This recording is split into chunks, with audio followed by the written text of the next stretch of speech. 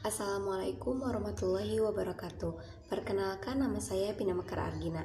Tata kelola pemerintahan yang baik merupakan suatu konsep yang banyak dibahas dalam ilmu politik dan administrasi publik, terutama yang berhubungan dengan demokrasi, masyarakat sipil, partisipasi rakyat, hak asasi manusia, dan pembangunan masyarakat berkelanjutan.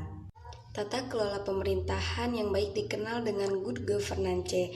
Menurut Kesepakatan Perserikatan Bangsa-Bangsa atau PBB, good governance merupakan salah satu fungsi dan tanggung jawab negara.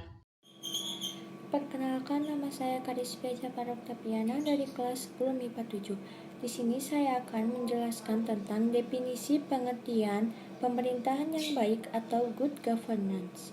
Berikut sejumlah pendapat yang mencoba mendeskripsikan pengertian pemerintahan yang baik. Menurut World Bank, good governance adalah suatu penyelenggaraan manajemen pemerintah yang solid dan bertanggung jawab, sejalan dengan prinsip demokrasi, pasar yang efisien, pencegahan korupsi, menjalankan disiplin anggaran, dan penciptaan kerangka hukum dan politik bagi tumbuhnya aktivitas swasta. Kedua, menurut United Nations Development, good governance adalah suatu hubungan yang sinergis dan konstruktif di antara swasta dan masyarakat. UNDP adalah lembaga di bawah PBB yang menangani pembangunan di negara berkembang. Ketiga, berdasarkan Peraturan Pemerintahan Nomor 101 Tahun 2000, pemerintahan yang baik adalah pemerintahan yang mengembangkan dan menerapkan prinsip-prinsip profesionalitas, akuntabilitas, transparansi, pelayanan prima, demokrasi, efisiensi, efektivitas, supremasi hukum, dan dapat diterima seluruh masyarakat. 2. Unsur pokok dalam tata kelola pemerintah yang baik atau good governance. Dalam tata kelola pemerintah yang baik, terdapat 3 unsur yang bersifat sinergis. Adapun 3 unsur tersebut sebagai berikut.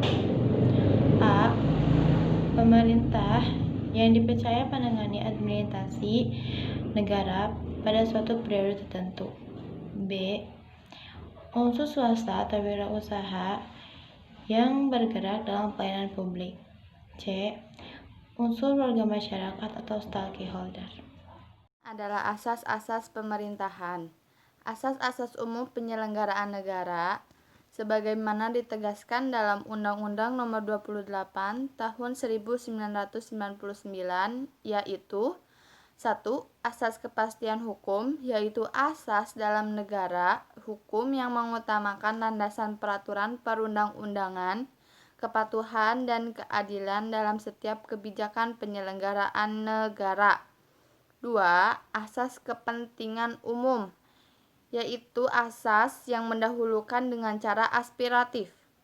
3. Yaitu asas tata tertib penyelenggaraan negara, yaitu landasan keteraturan, keseimbangan dalam pengabdian penyelenggaraan negara. Yang keempat adalah asas keterbukaan, yaitu asas yang membuka diri terhadap hak masyarakat untuk memperoleh informasi yang benar, jujur, dan tidak diskriminatif tentang penyelenggaraan negara dengan tetap memperhatikan perlindungan atas hak asasi. Yang nomor 5 adalah asas proporsionalitas, yaitu asas yang mengutamakan keahlian berlandaskan kode etika dan ketentuan perlakuan perundang-undangan yang berlaku. Nomor 6 adalah asas profesionalitas, yaitu asas yang mengutamakan keseimbangan antara hak dan kewajiban penyelenggaraan. Dan yang terakhir adalah asas keakunabilitas, yaitu asas yang menentukan bahwa setiap kegiatan dan hasil akhir dari kegiatan penyelenggaraan negara harus dapat dipertanggungjawabkan kepada masyarakat atau rakyat sebagai pemegang kedaulatan tertinggi negara sesuai dengan ketentuan peraturan perundang-undangan yang berlaku. 4. Prinsip dalam pemerintahan yang baik, good governance. Berikut hal yang tercakup dalam prinsip pemerintahan yang baik menurut UNDP. 1. Transparan, yaitu adanya kebebasan aliran informasi dalam berbagai proses kelembagaan sehingga mudah diakses oleh mereka yang membutuhkan. 2. Partisipasi, yaitu keikutsertaan masyarakat dalam proses pembuatan keputusan, kebebasan berserikat dan berpendapat, serta kebebasan untuk berpartisipasi secara konstruktif. 3. Akuntabilitas, yaitu para pengambil keputusan harus bertanggung jawab kepada publik sesuai dengan jenis keputusan, baik internal maupun eksternal. 4. Aturan hukum, yaitu hukum harus adil, tanpa pandang bulu, ditegakkan dan dipatuhi secara utuh, terutama dalam aturan hukum tentang hak asasi manusia. 5. Daya tanggap, yaitu proses yang dilakukan di setiap institusi harus diarahkan pada upaya untuk melayani berbagai pihak yang berkepentingan. 6. Berorientasi konsensus, yaitu bertindak sebagai mediator bagi berbagai kepentingan yang berbeda untuk mencapai kesepakatan. 7. Berkeadilan, yaitu memberikan kesempatan yang sama terhadap laki-laki maupun perempuan dalam upaya meningkatkan dan memelihara kualitas hidupnya. 8. Efektivitas dan efisiensi, yaitu segala proses dan kelembagaan diarahkan untuk menghasilkan sesuatu yang benar-benar sesuai dengan kebutuhan melalui pemanfaatan yang sebaik-baiknya terhadap sumber yang ada. 9. Bervisi strategis, yaitu para pemimpin dan masyarakat memiliki perspektif yang luas dan jangka panjang dalam penyelenggaraan pemerintahan dan pembangunan manusia yang memahami aspek-aspek historis, kultural, dan kompleksitas sosial yang mendasari perspektif mereka. 10.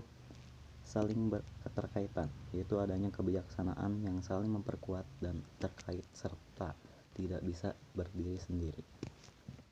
Adapun menurut MTI atau Masyarakat Transparansi Indonesia, ada 9 hal yang terdapat dalam prinsip-prinsip good governance, yaitu A. Partisipasi masyarakat, B. Tegaknya supremasi hukum, C. Keterbukaan, D. Peduli pada stakeholder, E. Berorientasi pada konsensus, F. Kesetaraan, G. Efektivitas dan efisiensi, H. Akuntabilitas, I. Visi strategi. Pemerintahan yang baik atau good governance. Untuk mengimplementasikan tata kelola pemerintahan yang baik diperlukan beberapa persyaratan berikut. Yang pertama yaitu mewujudkan efisiensi dalam manajemen pada sektor publik, antara lain dengan memperkenalkan teknik-teknik manajemen perusahaan di lingkungan administrasi pemerintah negara dan melakukan desentralisasi administrasi pemerintah. Yang kedua yaitu terwujudnya akuntabilitas publik. Sesuatu yang dilakukan oleh pemerintah harus dipertanggungjawabkan kepada masyarakat. Yang ketiga yaitu tersedianya perangkat hukum yang memadai berupa peraturan perundang-undangan yang mendukung terselenggaranya sistem pemerintahan yang baik. Yang keempat yaitu adanya sistem informasi yang menjamin akses masyarakat terhadap berbagai kebijakan dan atau informasi yang bersumber baik dari pemerintah maupun dari elemen swasta serta LSM. Yang terakhir yaitu adanya transparansi dalam pembuatan kebijakan dan implementasinya sehingga hak-hak masyarakat untuk mengetahui atau right to information keputusan pemerintah terjamin.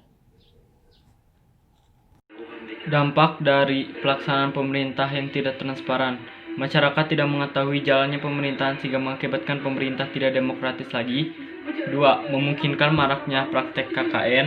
3. Adanya penyalahgunaan kewenangan dalam pemerintah dan juga kurangnya peranan pers dalam pemerintah.